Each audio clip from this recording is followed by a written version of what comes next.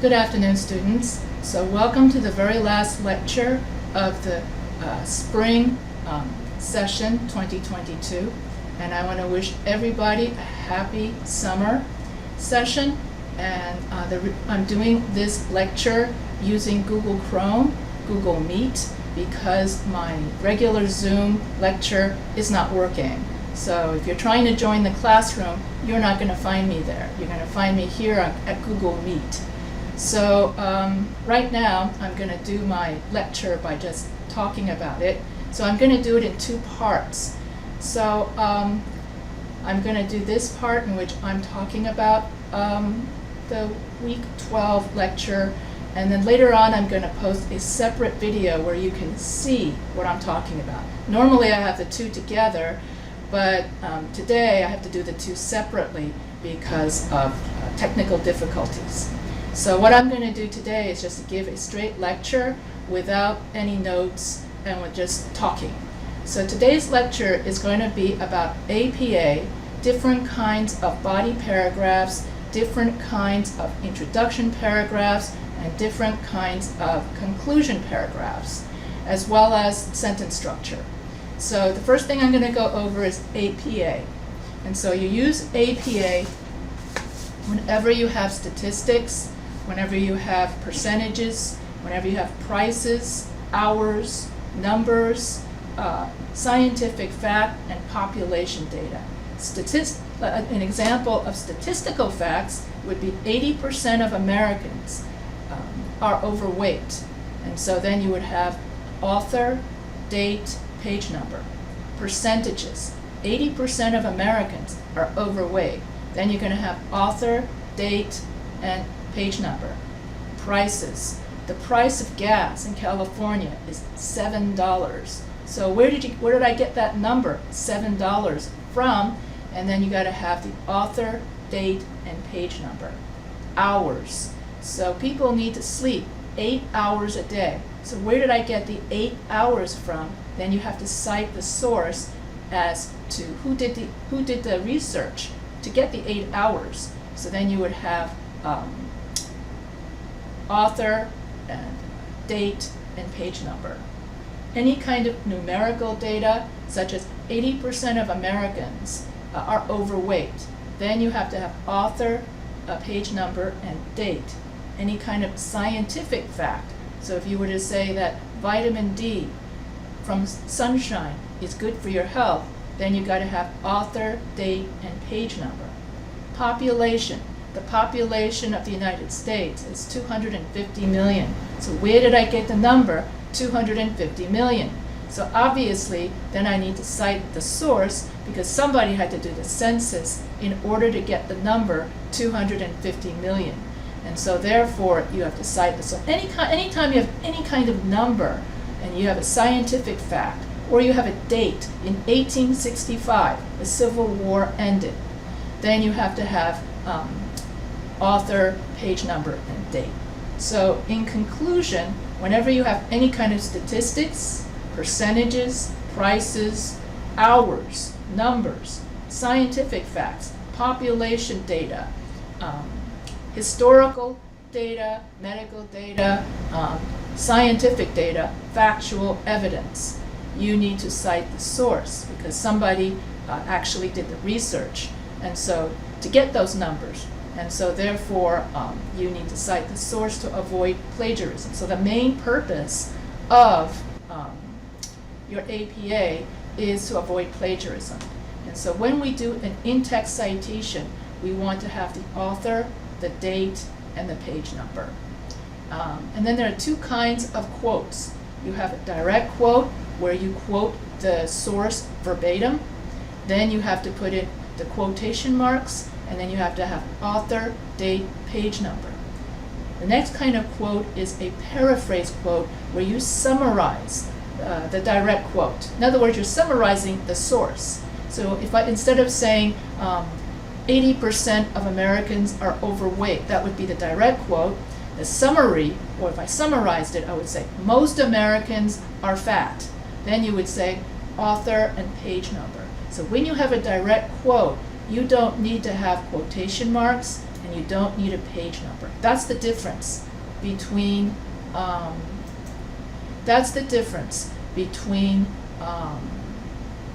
direct quote and a paraphrase quote. Then the last thing you want to do is a reference citation. A reference citation is what you put at the end of your paper. And so you would put in the author name, the date, the author name, the date, the article name, the publication name, or the website name.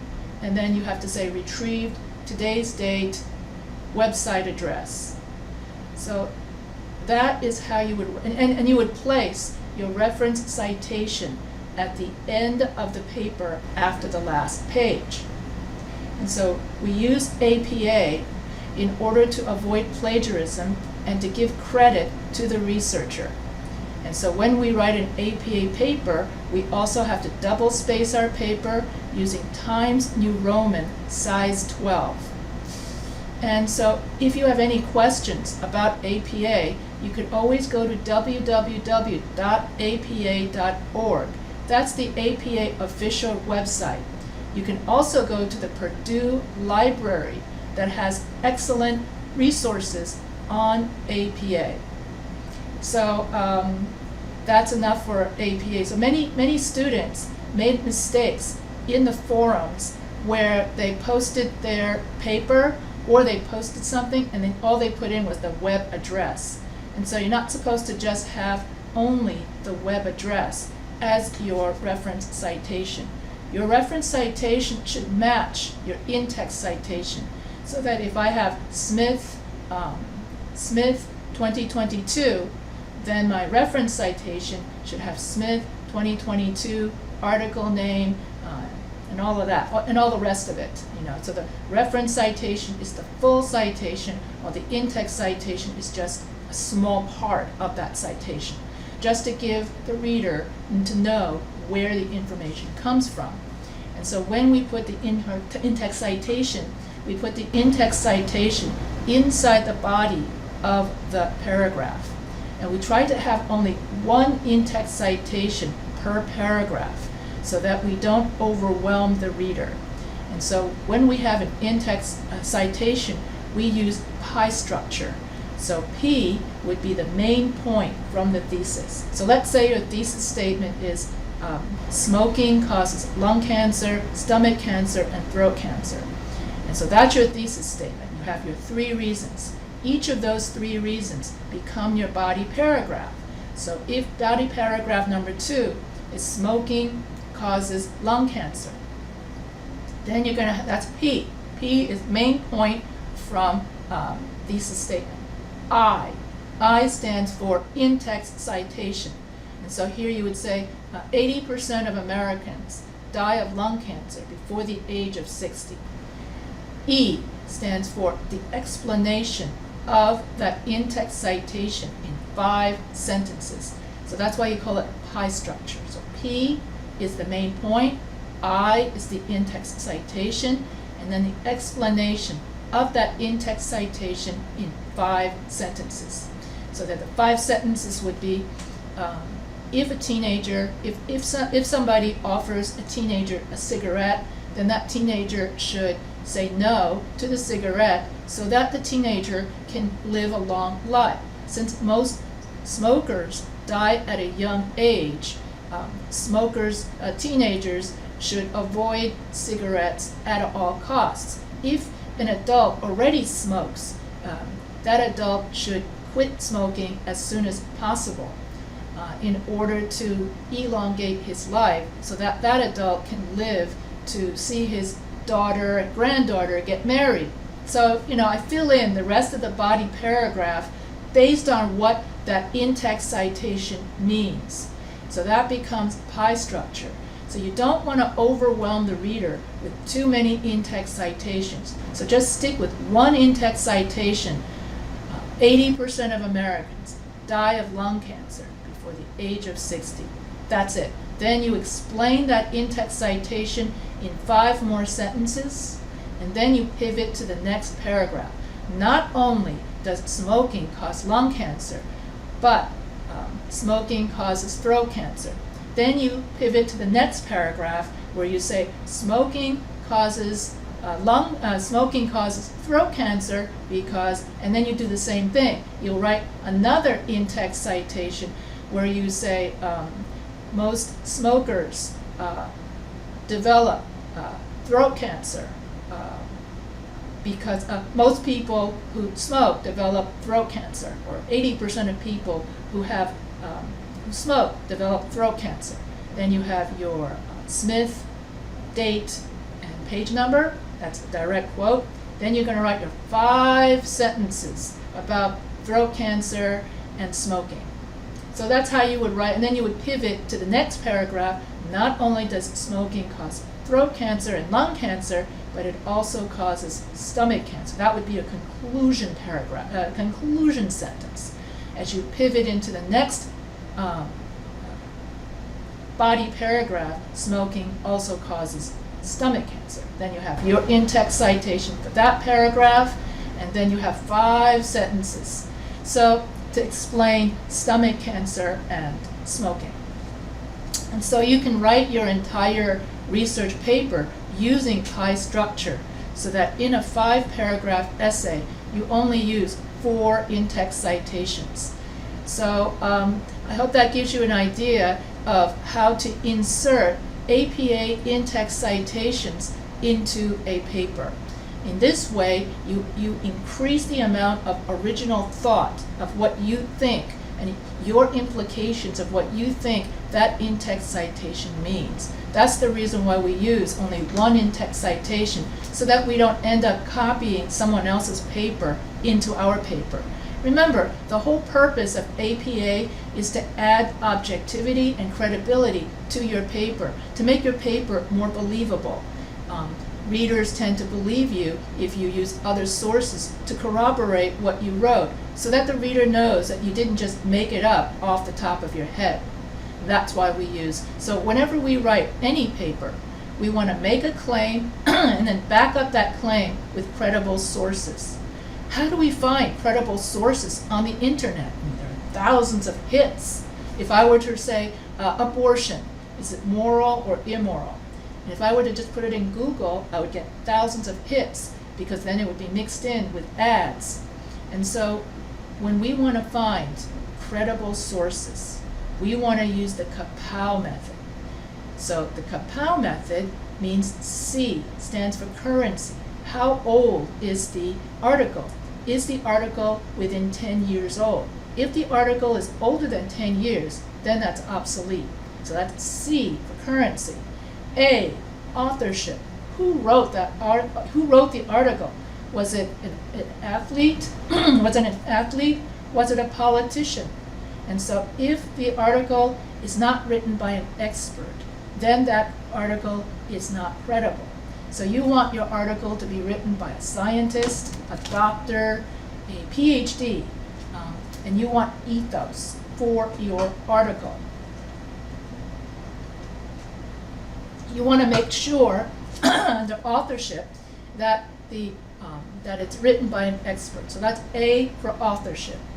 P, purpose. What is the purpose of the article? Is the purpose of the article, is it some kind of advertisement? Because we all know that when we look at an ad, so let's say they say Prevagen will increase better brain, better life, for instance. How can we believe what they say when all they want to do is just sell their product? So we have to make sure that the purpose of the article is not to sell you a product. We got to make sure that so P stands for purpose, and so we got to make sure that the purpose of the article is to give you factual information. And so the most credible websites are websites that are .gov, .org, and those are the most credible, and .edu, because .gov means it comes from the government, .edu means that it's an educational source, and .org means it's a nonprofit organization, all of whom are not trying to sell you a product, so that they are more likely to give you factual information. In other words, they don't have an agenda. And so a lot of students in my medical classes like to go to CDC, the CDC website for information, because the CDC, the Centers for Disease Control, is a good example of a credible source, because C, everything written on the CDC is within 10 years.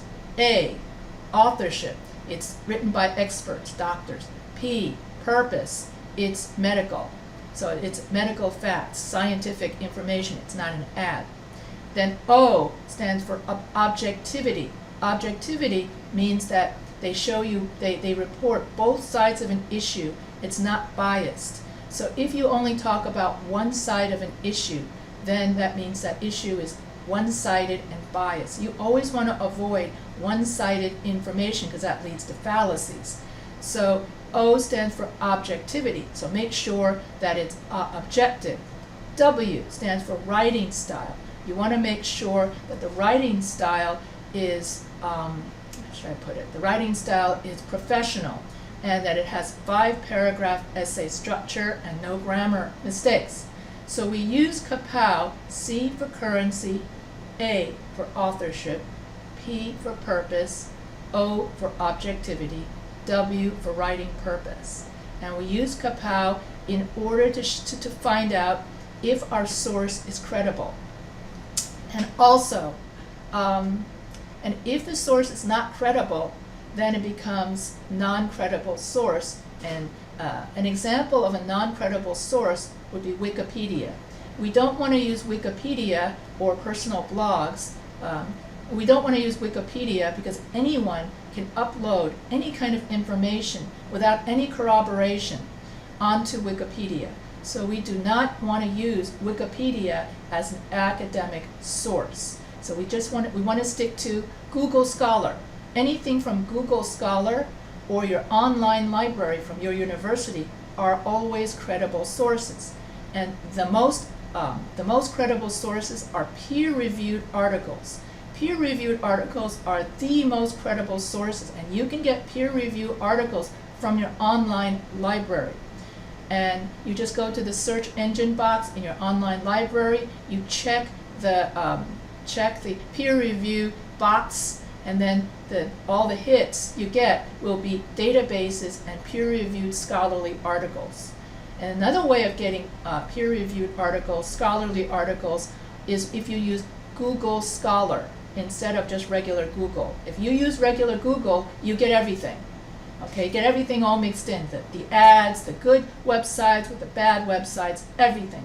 But if you use Google Scholar, then you only get good websites and good sources for your paper.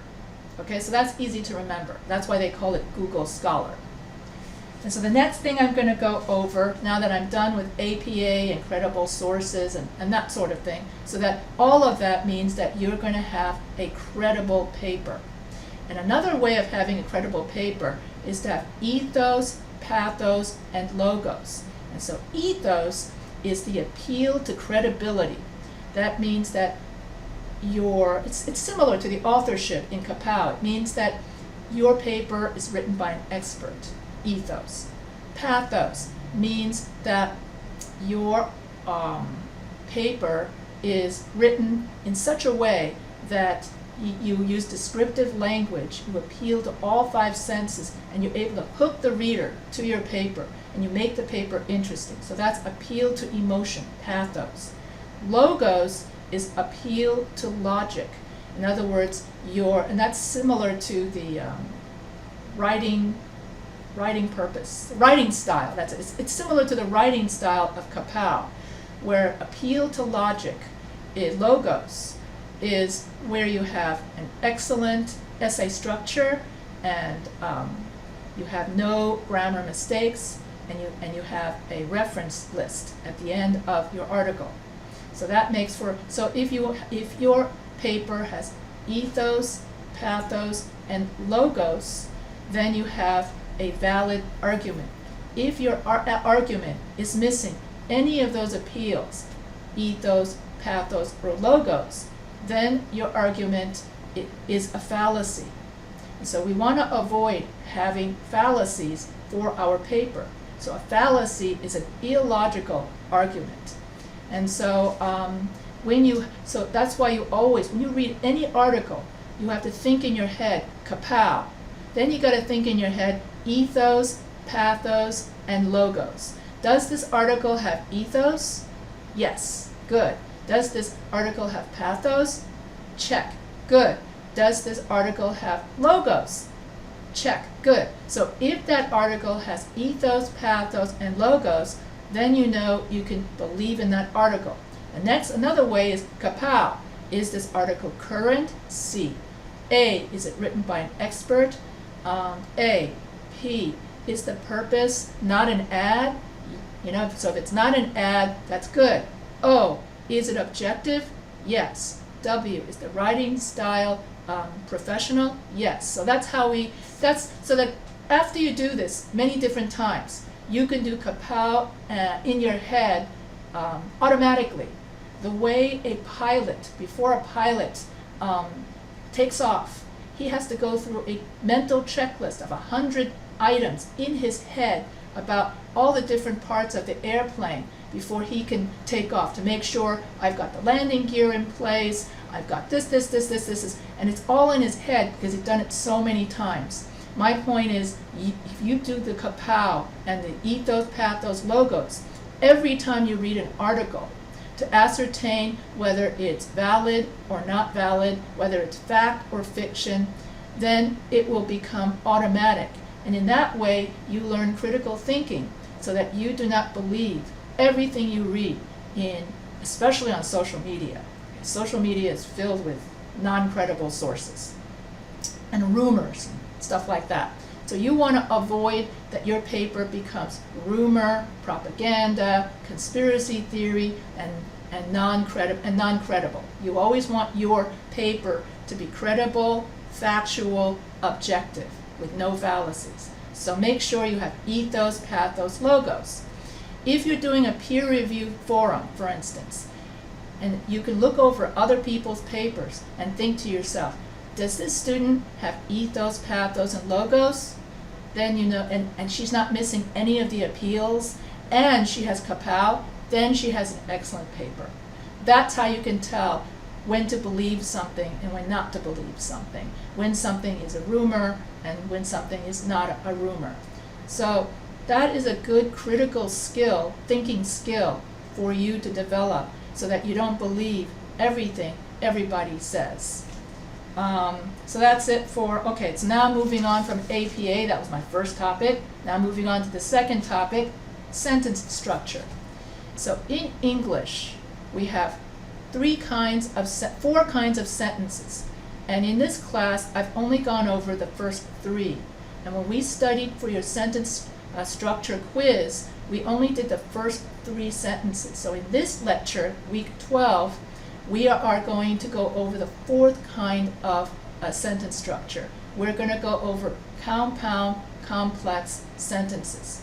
That's the fourth kind. So let me go over the first three first. So the three kinds of sentences is simple sentence, compound sentence, complex sentence, simple, compound, complex. Those are the three kinds of sentences we've gone over. So a simple sentence is something like, John eats steak. So that's subject, verb, object. John is the subject, eat is the verb, steak is the object. So that is a simple sentence. Around the table sat the family. Then you have the prepositional phrase, you have the verb, and you have the subject. Around the table is the prepositional phrase, sits is the verb, the family is the subject. And that's the same as the family sits around the table. So that's still, so around the table sits the family, or the family sits around the table. So that's a simple sentence. Subject, verb, object. Very simple. Now the next kind of sentence is a compound sentence. A compound sentence, two sentences joined by a conjunction. And, but, for, nor, so, yet. Fanboys. That's how you remember it. So John eats steak, but Mary eats salad. John studied hard, yet he still got bad grades. Robert is overweight, but Jane is thin. So anything with fanboys, that is a compound sentence where you have one complete sentence, a conjunction, and then another sentence. And the word compound simply means two. All right, so that means you have two sentences joined by fanboys. And you got to remember to always put a comma before your fanboys. The last kind of sentence, the third kind of sentence, complex sentence. A complex sentence has a dependent clause and then an independent clause. And so you have the dependent clause always starts with a subordinating conjunction. And then you should Google get your own list of subordinating conjunctions so you know when to make a dependent clause with an independent clause. A dependent clause would be like, because John is late, he always misses the first half of the lecture. And a dependent clause can never stand alone. It's always a sentence fragment. So if you say something like, especially John is smart, especially is a subordinating conjunction, because is a subordinating conjunction, although, if, all of those are subordinating conjunctions that introduce and turn a independent clause into a dependent clause. And so for a complex sentence, you have a dependent clause plus an independent clause together as one sentence. So although John is fat, he still looks thin, or something like that. Or although John studies hard, he still gets poor grades. And so here you have the dependent clause, although John studies hard, and then you have he gets poor grades. So the dependent clause is although John studies hard, and then the independent clause is John gets good grades. And so if the dependent clause is at the beginning of the sentence, you have to put a comma after although John gets good grades, comma, he studies hard. And then when the dependent clause is at the end of the sentence, you don't need a comma. So he gets good grades, although John studies hard. And then it's the same, you don't need a comma. Now the last kind of sentence that we haven't gone over is a compound complex sentence. In a compound complex sentence, we combine the complex sentence structure into a compound sentence. And so an example of a compound complex sentence would be, Mary, who is French, is rich, while Bob is poor. So Mary, who is French, so who is French is the dependent clause, and then while Bob is poor is the, but Bob is poor. Okay, Mary, who is French, is rich, but Bob is poor. And so that is a compound complex sentence. Because Mary is rich, but Bob is poor. That's the compound sentence where you have two sentences joined by a coordinating conjunction, fanboys, and then you add in the dependent clause, who is rich. And that becomes a compound complex sentence. And that's the longest sentence that you can have in English. If you have a sentence longer than a compound complex sentence, then it's too long and it becomes too awkward. So when you're writing your essay, you want to make sure that you have sentence variety. You don't want to have one simple sentence after another. For example, if you say, John studies hard, John is a good student, John comes from Paris. All of that is simple sentence, simple sentence, simple sentence, and then that's going to make your essay too choppy. And so when you revise your essay, it's good to know your sentence structure so that you can get rid of your sentence fragments, and you can make sure that you have some simple sentences and then join some of your simple sentences together with relative clauses, especially if your simple sentence has the same subject. For instance, if I say Jane is French, Jane lives in Paris, Jane speaks French, Jane. So instead of having two simple sentences, you would say, Jane, who speaks French, lives in Paris. So when you combine two sentences that have the same subject together, then you have a smoother sounding essay. So that's part of your revision process, or part of your proofreading process, in which you proofread. So when we revise for our essay, for sentence variety, first thing we do is that we look at the essay structure. So when we revise our essay, first we make sure our essay structure is good. We want to make sure we have a thesis statement, which is the last sentence of the first paragraph. Then we want to make sure that all the topic sentences match our thesis, all the subpoints match the topic sentence. And we want to make sure that we restate the thesis as the first sentence of the last paragraph. So, and then when we do our revision, then when we do our proofreading and our editing, that's when we edit for sentence variety. We also check to make sure that we have different kinds of sentences, and we check to make sure we have our APA citations for all of our medical and numerical data, and then we make sure that we have our reference citation at the end of the paper. And so you got to make sure that your paper is good. So that's it for the simple sentence, for sentence structure. And you got to remember that when you have a dependent clause, like that is a clause that starts with a subordinating conjunction, you need to have an independent clause in order to make it a full sentence. Because if you only have the dependent clause, then it's a sentence fragment. Okay? So part of your revision practice is to look over to make sure you don't have sentence fragments. And also make sure you have third person case. So get rid of all first person case, I, my, we, us, and get rid of you and your.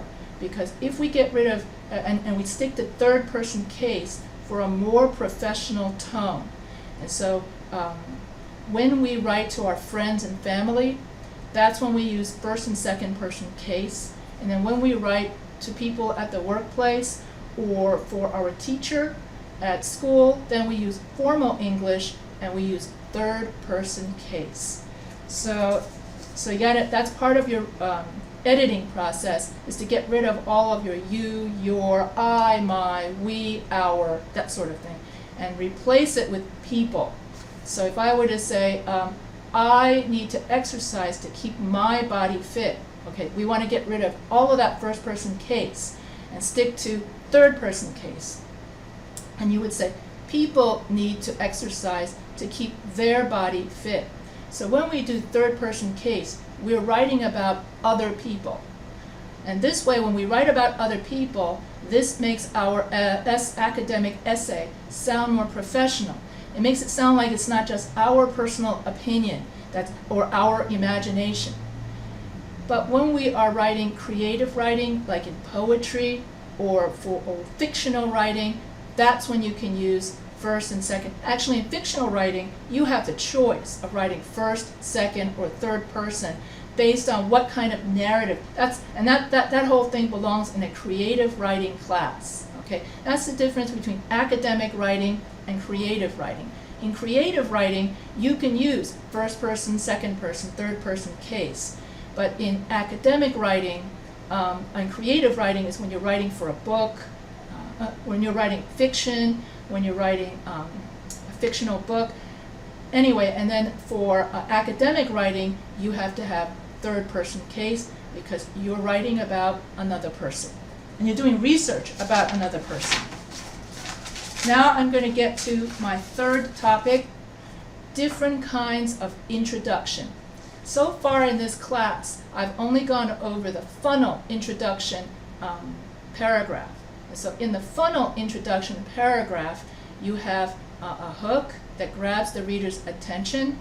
Then you have 5 background sentences in which you give context to the thesis statement. And then you have the thesis statement as the last sentence of the first paragraph. So that is a funnel introduction paragraph because you start out with, and then you end up like that. So you start out with you start out big and you end up, really specific. So that's how come you have a funnel introduction paragraph. So the next kind of introduction paragraph is known as a turnabout. A turnabout introduction paragraph is when we introduce the other side. So when we want our papers to be fair and balanced, we want to talk about both sides of an issue in order to be objective. So in a turnabout introduction paragraph, you would write the other side of the issue, then you write your thesis, reflecting your side of the topic. For instance, if my thesis statement is smoking is dangerous because smoking causes throat, lung, and stomach cancer. So let's say that's my thesis statement. So in a turnabout introduction paragraph, I will write about the other side. I will say, some people think that smoking is glamorous. Other people like to light up because they want to look grown up. And vaping comes in so many different delicious flavors like chocolate and strawberry. However, smoking is dangerous, so is vaping, because smoking causes lung cancer, throat cancer, and stomach cancer. So there you talk about the other side, and then you turn it around with your thesis statement. So that's one way of introducing the other side and then writing your thesis statement as a rebuttal. And so that's one way in which, that's one kind of introduction paragraph. It's called a turnabout because you turn about the topic. Dramatic entrance introduction paragraph. A dramatic entrance introduction paragraph is that you use a story or an anecdote in your introduction paragraph to introduce your thesis statement. So if my thesis statement is still the same thing, smoking is dangerous because it causes lung cancer, throat cancer, and throat cancer. I forget what the third one is. Throat, stomach, lung cancer, yeah.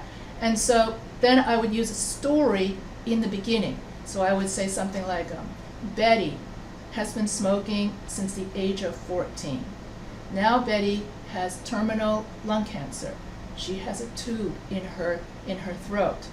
She is about to make a commercial about the dangers of smoking. She knows she doesn't have that much time left.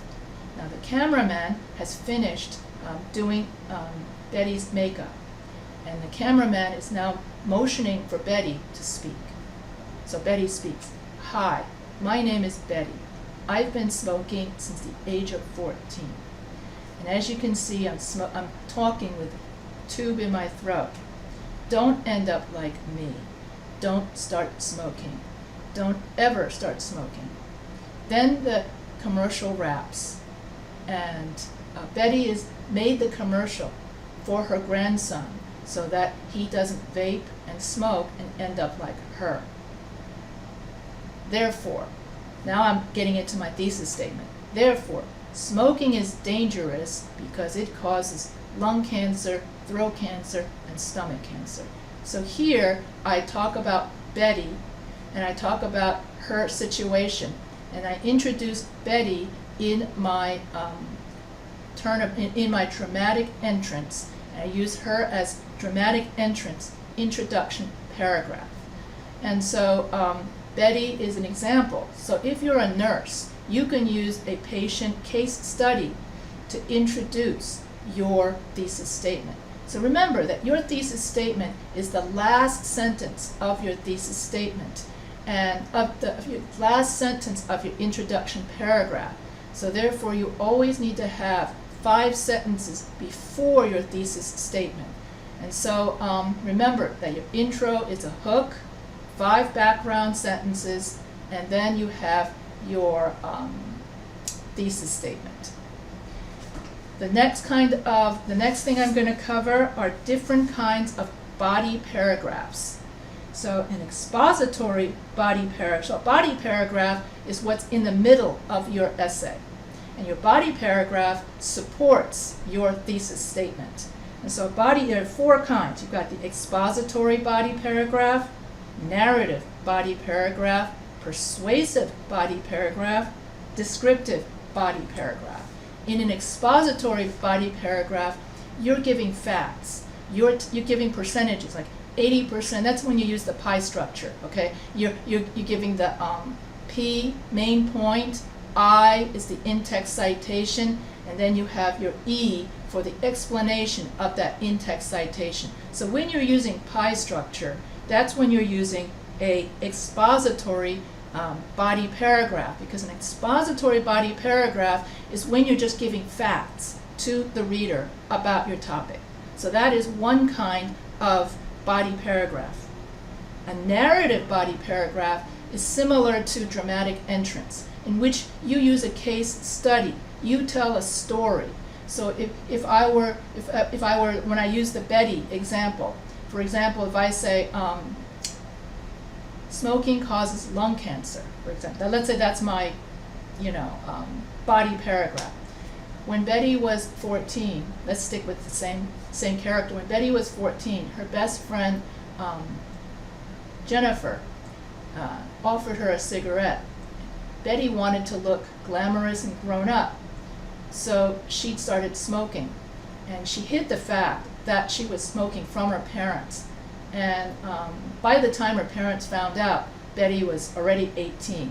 So by that time, Betty was addicted to cigarettes. Throughout her life, Betty did try many times to quit smoking. She tried using nicotine gum, the nicotine patch, but nothing ever worked and nothing stuck. And now Betty regrets having, started smoking in the first place, because now she has lung cancer. Something like that. So you can use a story, that's known as a narrative. That's known as a narrative body paragraph. A persuasive body paragraph is about the same thing as an expository body paragraph, where you give facts to persuade the reader your point of view. So that can also qualify as a pie structure paragraph. So a lot of these different kinds of paragraphs overlap, okay? But a persuasion, part of the persuasion is you use an in-text citation in order to add credibility to your paper. So if I were to say, smoking causes lung cancer, 80% of people who get lung cancer die before the age of 60. And then you write your 5 sentences about that one in-text citation. And then you have to have Smith, 2022, page 22. Then you would say, you would say, many teenagers, like Betty, start smoking at the age of 13. And throughout their adult lives, they try to quit smoking, but they can't. Whenever they smoke, smokers may make excuses by saying that the smoking helps relieve tension or helps them lose weight. But in the end, if an adult does not quit smoking, he or she may end up with lung cancer. And so that sort of thing. And so that would be a persuasive essay, which is the same thing as the pie structure expository essay, expository body paragraph, because you're trying to persuade the reader your point of view by adding an in-text citation to add credibility to your paragraph. The last kind is descriptive. A descriptive body paragraph is when you want the reader, you give a mental picture of the situation. So you would say that the patient is in terrible condition. She coughs all night. The smoker's cough is something very terrible to witness. The patient cannot breathe. The patient struggles to breathe. And when you approach the patient, you can feel nothing but sympathy for her because she is suffering so much. Each breath is a struggle. Each breath she has to wheeze and struggle. So therefore, therefore people, see, I almost made a first person case mistake. People should not start smoking, not we. People should not start smoking. It's very easy to use first person case. Even I do it. I slip into it by mistake. People should not start smoking so that people can lead a healthier, longer life if they never start smoking in the first place. So that would be descriptive, in which I gave you a sense of what it is to struggle to breathe, and therefore you should not smoke.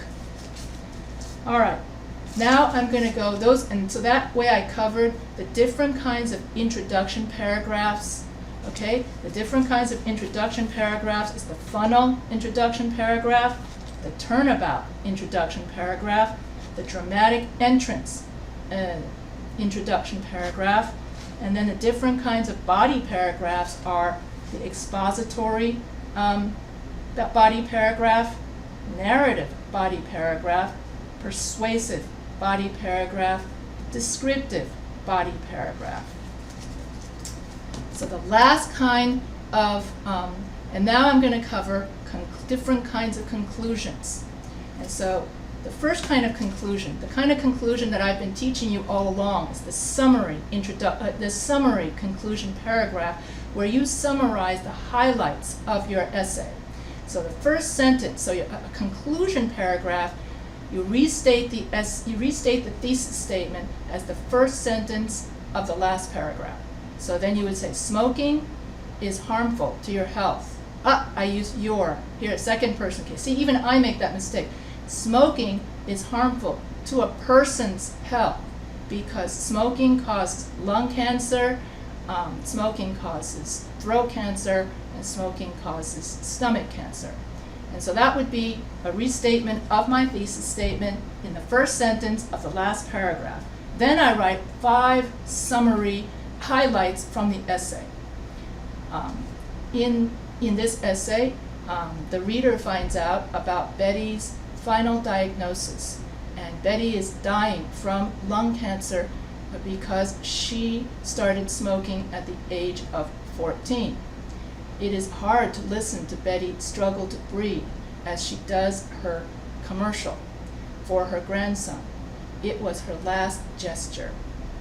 So therefore, if people do not start smoking, they can avoid Betty's fate and avoid an early death from lung cancer. That sort of thing. So that sort of wraps up, the essay, and I would simply repeat the highlights. That's a summary conclusion paragraph. Recommendation conclusion paragraph is another kind of paragraph. So in a recommendation conclusion paragraph, you recommend what the reader should do in the future. Okay, that's a recommendation conclusion paragraph, where you tell the reader in the future, if the smoker never starts smoking, he will live a long life. He will live to see his granddaughter or great-granddaughter's marriage. He will live to be with his great-grandchildren. He will. So in a recommendation, okay, that was a prediction. Okay, let's do that again. All right, so I'm getting to the end of this, sorry. A prediction, okay, let's start this again. Okay, a summary conclusion paragraph is when you summarize the highlights of your essay. A recommendation conclusion paragraph is when you recommend to the reader what to do in the future. So then you would say smokers should not smoke, smokers should quit, and smokers should not, if offered a cigarette, smokers should refuse the cigarette. So that's you're recommending suggestions to the reader. Prediction, okay, that's the one I was doing with you will live to see your grandchildren, okay. So in a prediction conclusion paragraph, you're predicting the future of the topic. You would say, if a person doesn't smoke, that's the one he will live to see his grandchildren and stuff like that. So that's the prediction. In other words, I predict the future. And then full circle. Full circle conclusion paragraph means that I'm going to, whatever I talked about in my introduction paragraph, I mention full circle in my conclusion. So if I said, let's review what I did with the dramatic entrance. Okay, so in the dramatic entrance introduction paragraph, that's when we write a story before the thesis statement. So I wrote in the introduction, I said that Betty is dying of a terminal disease. Betty is doing a commercial for her grandson. Betty did that commercial to warn her grandson against the dangers of smoking. Okay, that was the introduction. Then you have smoking is dangerous because of it causes all of these cancers. Then you have your full circle in the conclusion. So in conclusion, so first you restate the thesis. In conclusion, smoking causes lung cancer, stomach cancer, and throat cancer. Betty passed away right after Betty did that commercial for her grandson. Betty passed away. Betty's legacy to her grandson is that she does not want to see him ever smoke. Betty predicts that if her grandson never smokes and refuses to smoke, he will not live to only 60. He will get to live a long life. And unlike Betty herself, he will get to see his grandchildren and his great-grandchildren get married. So there in a full circle, you come for full circle. So in a full circle conclusion, if you start your essay with a dramatic entrance, like with a story, then in the conclusion, you write the conclusion of that story. So that means you write part of the story in your introduction, then you write the other part of the conclusion of that story in your conclusion paragraph. And that's called you come full circle. So for those of you who choose to use the dramatic entrance introduction paragraph, you can write part of your story about Betty dying and making her commercial. Then you finish the story in your conclusion paragraph by telling whatever happened at the end, and then you wrap up your topic about, therefore, it's important after Betty passed away, her legacy, not just to her grandson, but to everyone else, is never start smoking. See? And so that way you come full circle. You start with Betty's story, you end with Betty's story. So that wraps up my different kinds of conclusion paragraphs, different kinds of body paragraphs, different kinds of introduction paragraphs. And I'm sorry I wasn't able to show you my notes because of the technical glitch. And so all you get to do is just see my ugly face as I give a straight lecture off of some notes that I wrote on this clipboard, you know. But anyway, you still got to listen to me for an hour, right? For the very last lecture of class. So that's one good thing about it. You know, I figured out another way besides using Zoom. Anyway, so the very, very last topic, okay, for this class is, what do I do if I have to write a paper that's longer than 5 paragraphs? What if the teacher wants a 10-paragraph essay or something like that, or a 10-page paper that requires? So what do I do? How do I use the 5-paragraph essay structure for something longer? Well, basically, I remember I had a student in one of my classes who actually figured that out. That was very smart of her.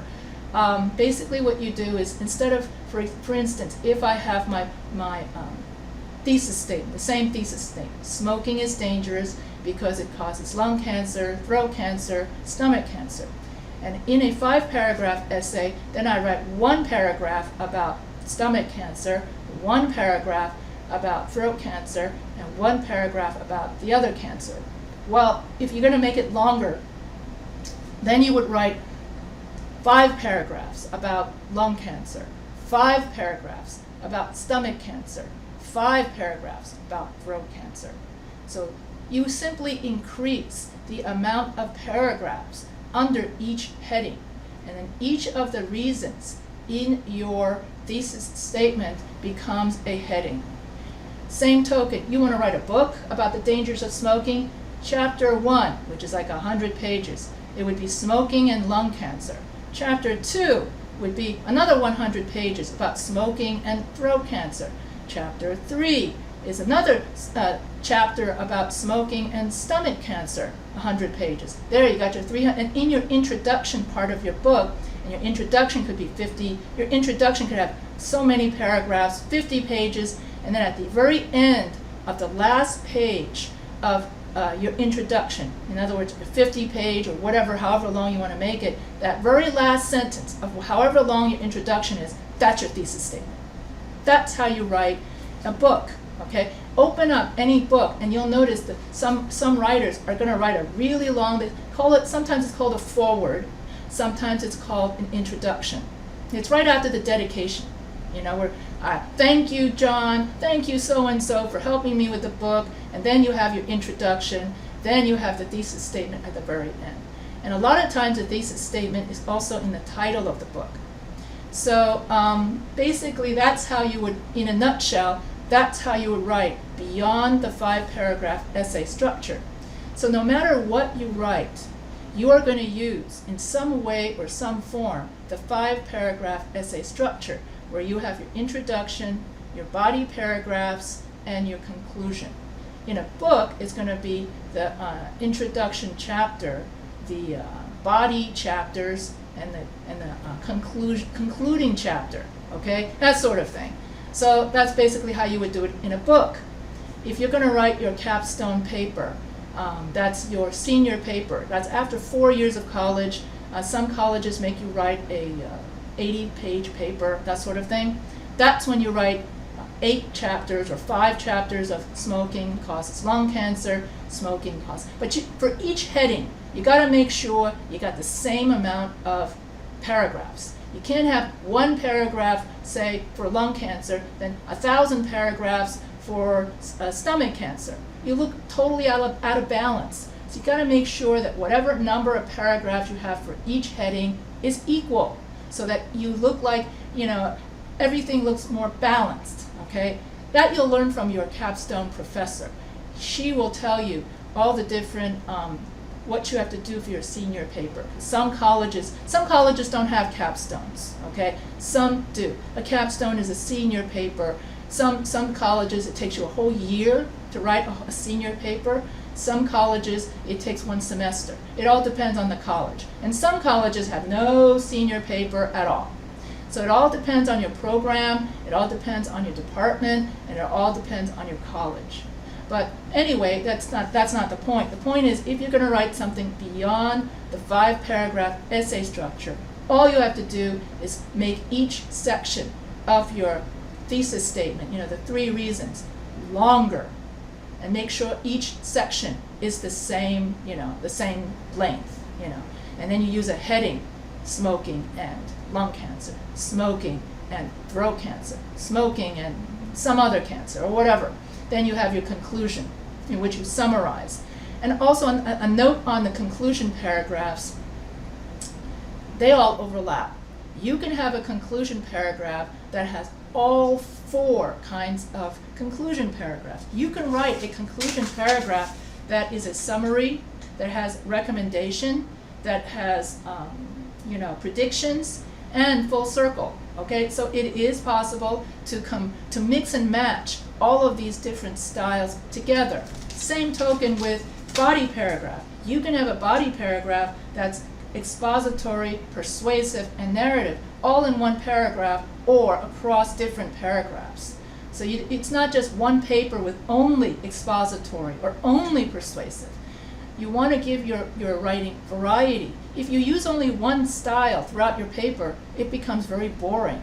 So basically, it's important for you to learn all these different styles. Then you mix and match these styles to create your writing style. That's the purpose of learning the different kinds of writing that's available in English, so that you can then mix and match all these different styles to match your style. Look at Picasso. I choose Picasso because when Picasso first started painting, he learned how to draw everything accurately. Okay, he learned perspective, he learned all the different styles of all the artists before him. Then afterwards, Picasso then made disjointed images based on his style. And so therefore, after you learn all the different, funnel, prediction, recommendation, conclusion paragraphs, expository, persuasive, body paragraphs, or funnel, turnabout, and whatever, all the different kinds of introduction paragraphs, and then you can mix and match, just like Picasso did, until it becomes your picture. And in Picasso's case, it's that's Picasso. I mean, he decided the disjointed kind of picture was his style. Okay, so that's so Picasso. Anyway, so that's how you develop your style after learning everyone else's style, that sort of thing. So that's the purpose of today's lecture and the purpose of taking a writing class, so that you learn. And the more styles you learn, the more unique your style will be, you see. So go look up Picasso. See early works of Picasso in which he was copying other people's styles. He did it perfectly. He was very good at that. And Monet and all the different people that came before him. And then at the very end, his latest works, he became more and more original as he got older. You could do the same. That means the more you write, the more original your style will become as you learn and master all the different, not just the 5-paragraph essay structure, but all the different variations of writing. And that's how you become a rich writer. And I want to say that after all of these weeks with you guys, I fully enjoyed teaching your class. I'm sorry that this, ended up like this.